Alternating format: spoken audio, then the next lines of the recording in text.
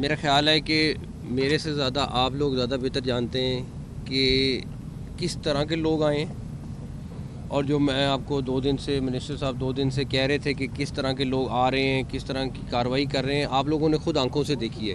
कोई बताने की मुझे ज़रूरत नहीं है, आप लोगों ने बताना है कि किस तरह के लोग आए हैं, किस हुलिये के, किस तरीके से वो पुरअमन जिसको कहते हैं एहतजाज करने के लिए आए थे, वो आपने सारा देखा है। अब फिर मैं वही कहूँगा 2 बातें कि उनकी कोशिश एक थी कि वो किसी न किसी तरीके से डेड बॉडीज़ लें।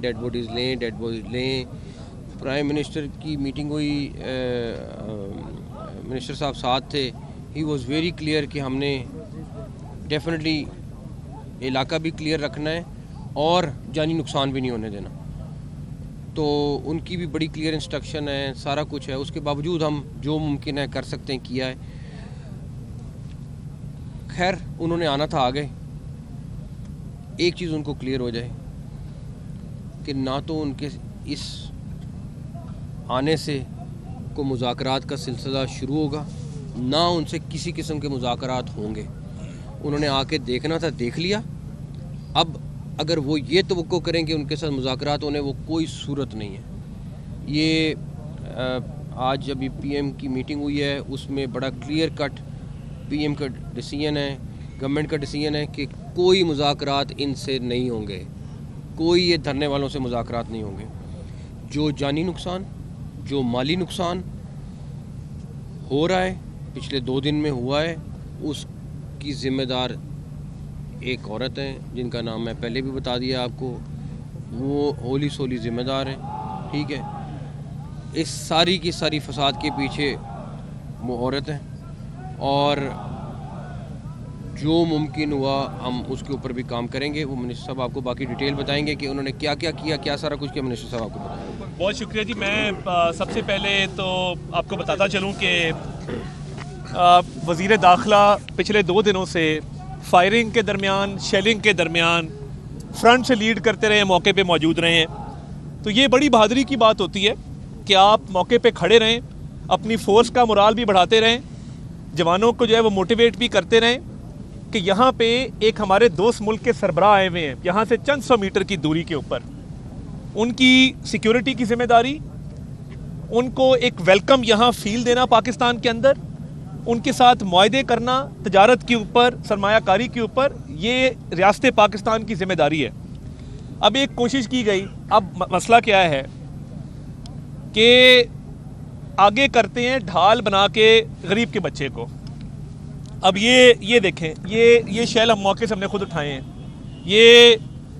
ये शेल उस तरफ से फायर किए जा रहे थे, ये बंटे हैं जो वहाँ से गुलेलों के साथ जो है वो चलाए जा रहे थे।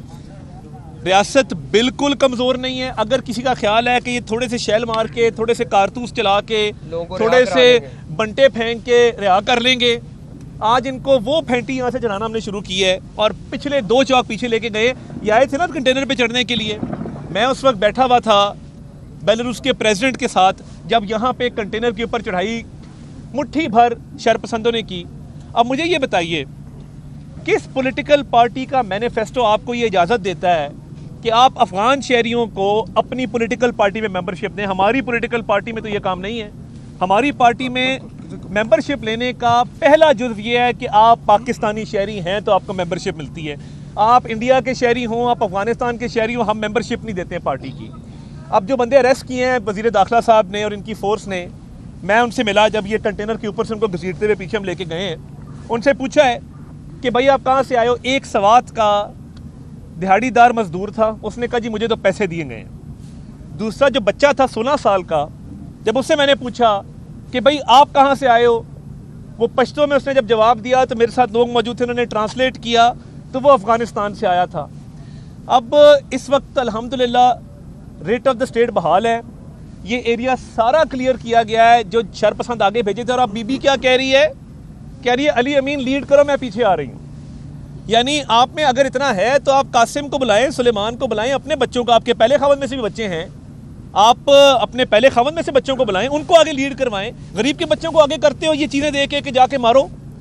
तो ये हमला किया गया था जिसको पसपा किया गया है, और ये जो चाल चली जा रही है, जिस तरह मोहसिन नकवी साहब ने कहा है, कोई मुज़ाकरात किसी किस्म के नहीं है। देखिए, आपके ऊपर केस है 190 मिलियन पाउंड का, आप पे 9 मई के केसेस हैं, अदालतों में ये केसेस हैं, उस पर क्या बातचीत करनी है?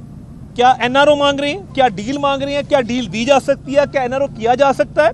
तमाम तर केसेस अदालतों के अंदर, अदालतों से रुजू करें, तो इसकी तो कतई इजाज़त नहीं है।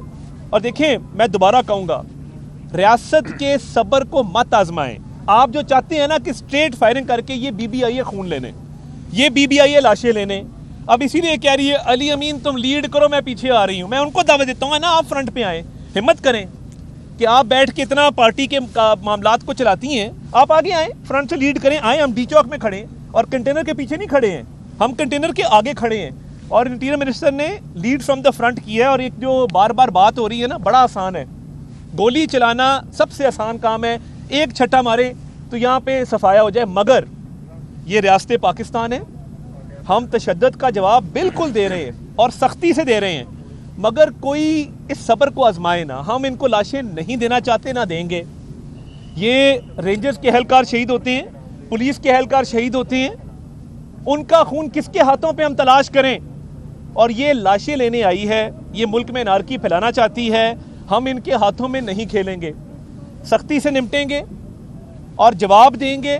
किसी को यहाँ पे चढ़ाई की इजाज़त नहीं देंगे, आए आगे, हम तैयार बैठे हैं। मगर अगर कोई ये समझे कि रियासत की कोई कमज़ोरी है, तो हमारी कोई कमज़ोरी नहीं है। ये अफ़गान शहरी, ये शरपसंद जिनको आपने आगे लगाया हुआ है, रिकॉर्ड याफ्ता लोग हैं। एक की मैंने ID चेक करवाई है, वो पता लगा इस्लामाबाद में डकैतियों में मुलव्वस है। इस्लामाबाद के जितने डकैत हैं, इस्लामाबाद के जितने रिकॉर्ड याफ्ता वारदाती हैं, जो F10 में, F11 में, G10 में वारदातें करते हैं, उन सारों ने इस धरने का शेल्टर इस वक्त लिया हुआ है। मैं आपको वसूख से कह सकता हूँ, मेरे पास एविडेंस मौजूद है, मैं टाइम आने पे हम आगे लेके आएंगे। मगर वारदातियों को, टेररिस्ट को, अफगान शहरियों को शेल्टर देना और पॉलिटिकल प्रोटेस्ट के, और मैं इंटरनेशनल मीडिया को भी आज ये कहना चाहता हूँ, please, you are trying to portray as if government is coming down hard on peaceful protesters. This is not a peaceful protest. I have in my hand shells of tear gas. I have in my hand marbles which are being pelted upon the police personnel and the rangers. I would like to request you that this is a political rhetoric which they are playing upon. Please do not fall prey to this rhetoric, because they are violent protesters.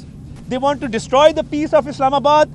They want to sabotage a foreign visit from the president of Belarus which is taking place at this point in time.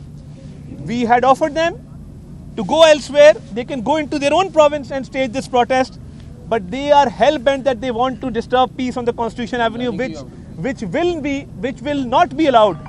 The Interior Minister had offered to hold this protest at Sangjani.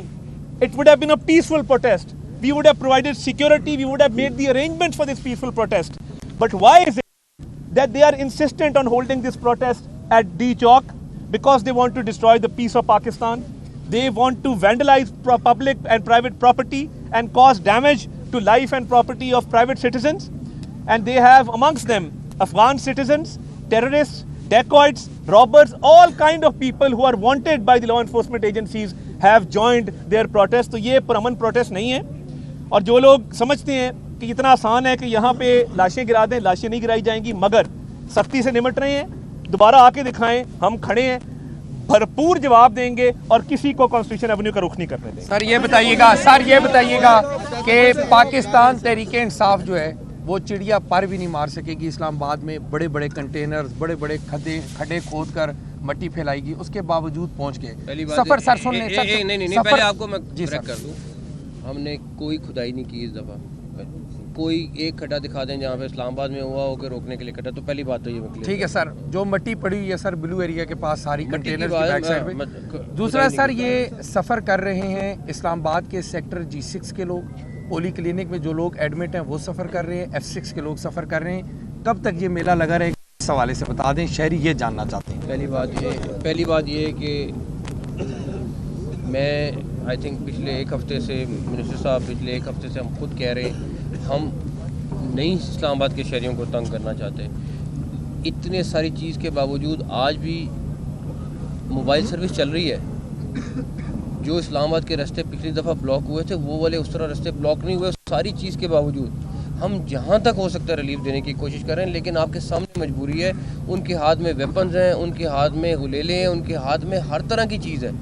और जो minister साहब ने भी कहा, ये बात कोई ऐसी बात नहीं है कि हम सिर्फ सियासी तौर पे कहना चाह रहे हैं कि जी ये लाशें देखना चाहते हैं। प्रैक्टिकली मैं आपको बता रहा हूँ, मैंने 2 दिन में जो विटनेस किया है, हर चीज़ से मुकरते हैं, हर चीज़ से लेफ़्ट राइट होते हैं। उनकी जो इंटेंशन है मैं आपको बता नहीं सकता, बट वक्त पे आपने खुद देख लिया। आज आए थोड़ी देर के लिए, आपने देखा किस तरीके से आए, क्या किया सारा कुछ।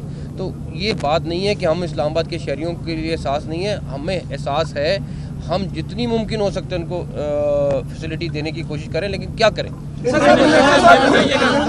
एक मैं ऐड कर दूं जो बंदे गिरफ्तार किए गए हैं उस पे इंटीरियर मिनिस्टर साहब के हुक्म पे पर्चे दर्ज हो गए हैं। और देखें, ये अब बेल नहीं होगी। जो बंदे हमने यहाँ गिरफ्तार किए इधर डी चौक से गिरफ्तार किए हैं, और जो मजीद भी आएगा, हमने वादा किया था गिरफ्तारियों को, गिरफ्तार हुए, मगर अफगान शहरी के ऊपर हम एडिशनल जो है वो बाकायदा दफात लगा रहे हैं ताकि आइंदा कोई गैर मुल्की जो है वो आप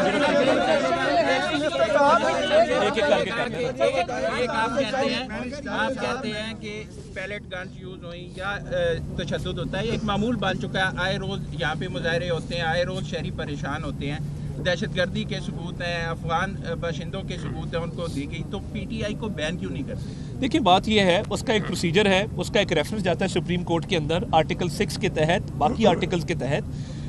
वो प्रोसीजर जब वक्त आएगा, कोई फैसला होगा, उसको फॉलो कर लिया जाएगा। मगर देखिए, हमारी कोशिश क्या थी कि एक प्रोविंशियल गवर्नमेंट है, कुरम के अंदर 50 लाशें पड़ी हैं। तेहरान टाइम्स ने फ्रंट पेज की खबर लगाई है, इनके कान पे जूं नहीं रेंगती है। क्या इन्होंने कुरम के लवाहिकीन के साथ कोई पैकेज अनाउंस किया है, या वहाँ पे कहा है कि हम आरपीओ को बुलाते हैं, हम डीआईजी को बुलाते हैं, हम बैठते हैं, उनसे बातचीत करते हैं। सूबे में आग लगी हुई है, जवानों की लाशें हम उठा रहे हैं, अफसरों की लाशें हम उठा रहे हैं। तो देखिए, 18वीं तरमीम के बाद क्या सूबाई law and order primary responsibility सूबाई हुकूमत की नहीं है? ये सिर्फ ये है कि आप गाड़ी पे नाच गाना करें, यहाँ पे आके गाड़ी की छतों पे चढ़ के बड़के मारे वफाक के ऊपर, अपने घर में आग लगी हो और आप दूसरे के घर में आग लगाने की कोशिश करें, तो इसका अंजाम कभी भी अच्छा नहीं। क्वेश्चन ये है, उसके दफ्तर पर हमला हुआ है आज कारकुनान की जानिब से, मीडिया जो है वो एक न्यूज़ पे हुआ है, समा पे हुआ है, और एक और मीडिया हाउस रियासत पर आप हमले की बात कर रहे हैं, सबर की बात कर रहे हैं। सर, सबर कब पैमाना लबरेज होगा? जब पार्लियामेंट में घुस जाएंगे, डी चौक तक आ चुके। हमने कल अदम तंजीमों को भी इस तरह से नहीं देखा कि वो दफातर में घुस के लोगों पे तशद्दुद करें। मैं और ये आधा घंटा वॉशरूम में रहे जी, वहाँ पर खुद को बचाए महसूर रहे। एक न्यूज़ पर हमला हुआ, समा न्यूज़ पर हमला हुआ, 365 पे हुआ, जियो पे हुआ। सर, जो मामला है वो सबर कब आपका लबरेज होगा? देखिए, ये जो लोग इसमें मुलव्वस हैं उनकी सीसीटीवी फुटेज ऑब्टेन की जाएगी। आप भी हमारी इसमें मदद करेंगे, उनको कैफरे किरदार तक पहुँचाया जाएगा। बचेगा कोई नहीं। आज मैंने देखा ना, रो रहे थे इधर जो बंदे गिरफ्तार हुए हैं, रो रहे थे। अब रोने का क्या फ़ायदा कि जब आपने तमाम हदें पार की, उसके बाद आपकी गिरफ्तारी अमल में आई, अब आप रो रहे हैं। तो ये मैं इस पे इनकी खबासत की इंतहा ये है कि वो रेंजर्स के जवान शहीद हुए और इन्होंने सोशल मीडिया पे चलाया कि वो रेंजर्स के जवान तो अपनी गाड़ी में खुद कुचले गए। उसके बाद सारे चैनल ने, मिनिस्टर साहब ने सारा को ब्रीफ किया, वो सीसीटीवी दिखाई। आप इनकी खबासत की इंतहा देख सकते हैं कि ये किधर जा सकते हैं और वो कुछ भी कर सकते हैं।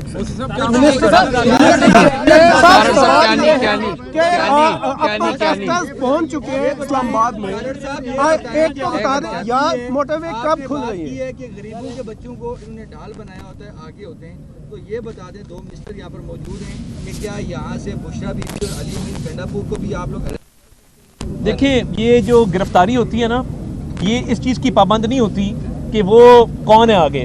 जो गैर कानूनी काम करेगा, वो चाहे जो भी हो, जो कानून को हाथ में लेगा, उसकी गिरफ्तारी बिल्कुल अमल में आएगी। पहले दिन से इंटीरियर मिनिस्टर ने कहा है कि जो डी चौक आएगा गिरफ्तार होगा।